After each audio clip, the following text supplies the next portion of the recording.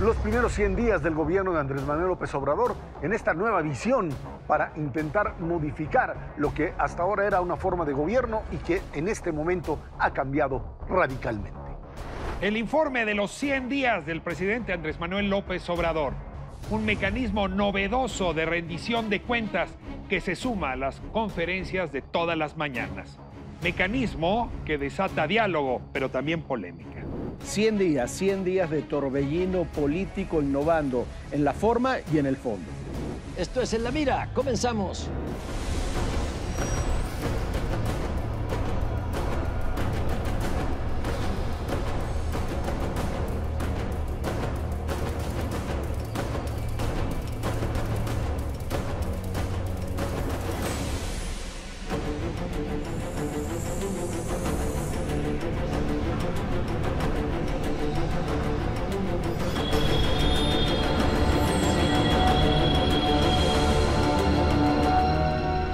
Días de gobierno para Andrés Manuel López Obrador representan sin duda un cambio sustancial en la forma de gobernar, algo que en algún otro momento podría haber sido simplemente pues un símbolo y que ahora se ha convertido definitivamente en una diferencia, llamémosle así, histórica frente a lo que respondía a determinados intereses, formas estrictas de plantear las relaciones de poder, en un Andrés Manuel López Obrador que definitivamente ha concentrado directamente la toma de decisiones y en donde ha cambiado ciertas formas, no solo de tomar las mismas, las decisiones, sino también de romper con una enorme cantidad de símbolos, una enorme cantidad de acuerdos que parecían eran parte de la tradición política, la tradición histórica mexicana y que ahora se van rompiendo uno a uno. Sí, bueno, a ver, me parece que es prácticamente inaprensible en un programa tomar estos 100 días, desagregar todo lo que ahí se ha dicho.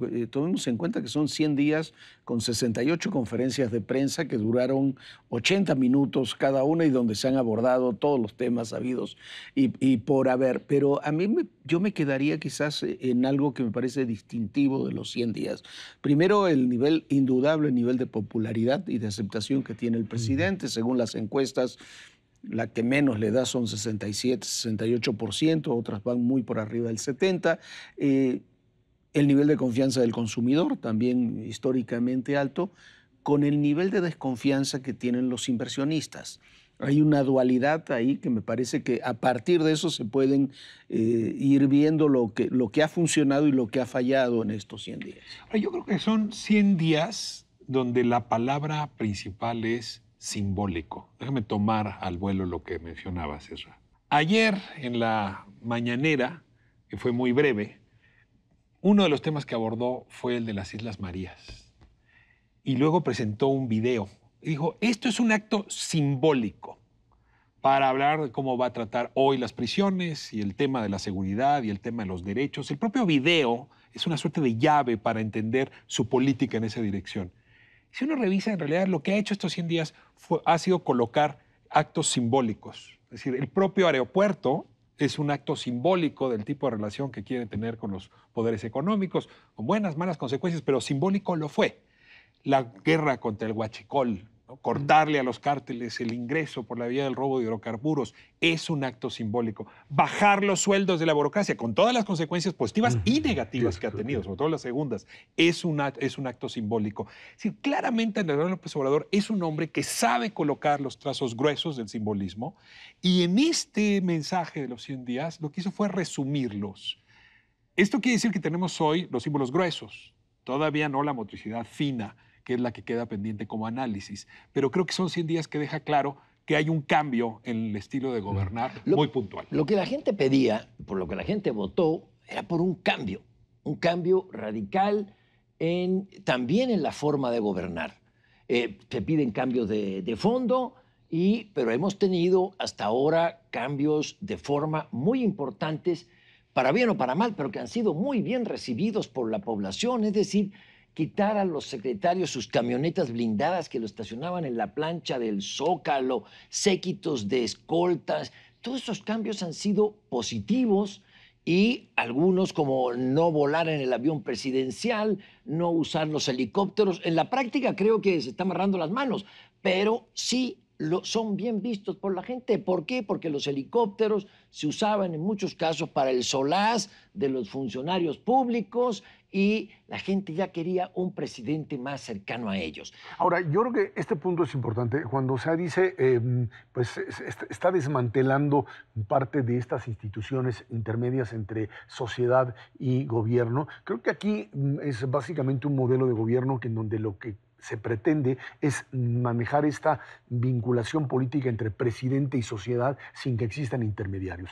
¿Qué genera esto? Genera mayores niveles de concentración de poder. Vamos a verlo en el corto y mediano plazo, pero la idea es romper ese tipo de mecanismos. Esto por un lado. Y por otro, creo que el mayor logro político que logró estos 100 días es la aprobación por unanimidad de la Guardia Nacional. Ese es un logro político que no se le puede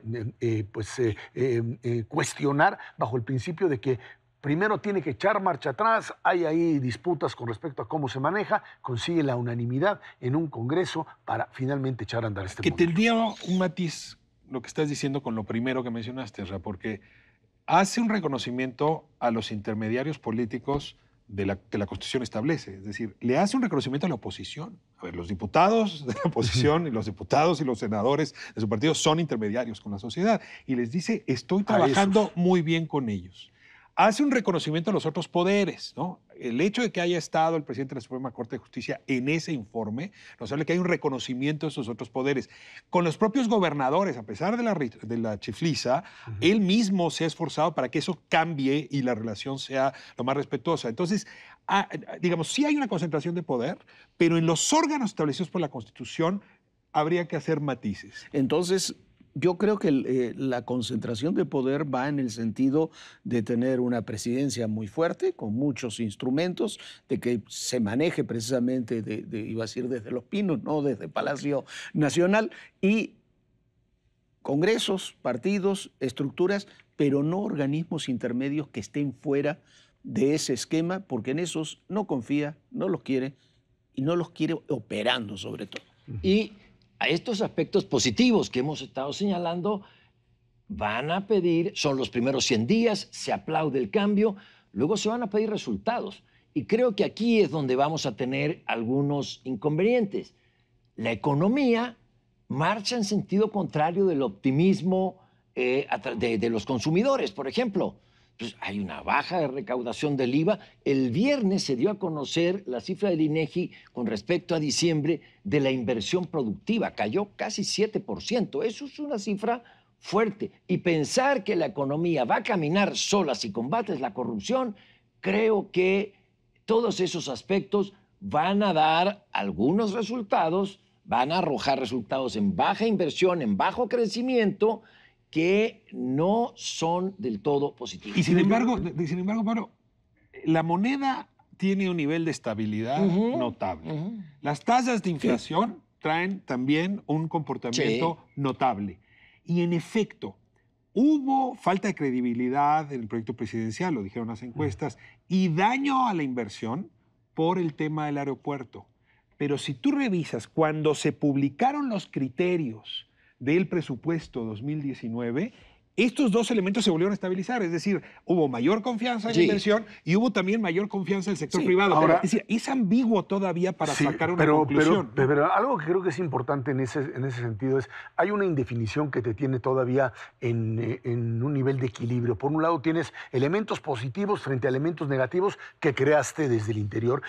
Esta idea de un presidente que tiene un poder enorme en la palabra, todos los días la utiliza, todos los días lanza el mensaje, y ahí aparecen quienes tratan de interpretar qué es lo que quiere el presidente. Y te aparecen senadores que de repente dicen, bueno, pues como el presidente cuestionó a las calificadoras, vamos a echar a las calificadoras. Y entonces tiene que volver a aparecer el presidente a decirle, no hagan eso porque esto es suicida. Las comisiones bancarias. Las comisiones bancarias. Fue el mismo caso. Esto creo que es importante en el sentido de que pues tiene que haber un principio muy importante de realidad para evitar que aquellos que se le puedan descolgar por la derecha o por la izquierda, por donde quieran, en distintos temas, que si el aborto, que si no, porque la voz del presidente tiene una fuerza como no la tenía anteriormente, y en eso hay que tener cuidado. Sí, bueno, vamos a tener en el futuro inmediato varios temas en las divergencias internas van a ser notables. El tema del aborto es uno, ahí está sobre la mesa ya. Claro. El tema de la reforma educativa es otro, con la coordinadora y con otros